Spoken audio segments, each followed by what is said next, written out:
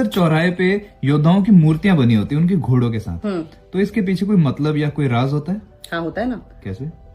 घोड़ों के साथ जब योद्धाओं की मूर्तियां लगी होती है तो ये सिर्फ युद्ध में घोड़े का महत्व नहीं बताता है, बल्कि योद्धा के बारे में भी बताता है कि युद्ध के समय उसकी मृत्यु कहाँ हुई थी और उसने कितने युद्ध लड़े हैं।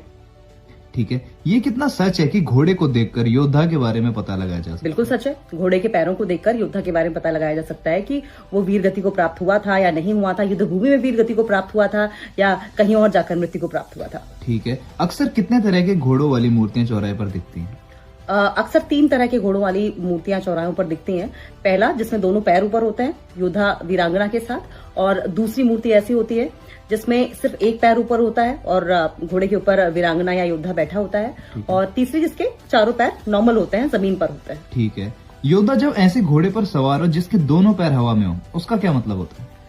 योद्धा जब ऐसे घोड़े पर सवार हो जिसके दोनों पैर हवा में होने का मतलब ये होता है कि योद्धा ने कई युद्ध लड़े हैं और युद्ध में ही वो वीर गति को प्राप्त हुआ है।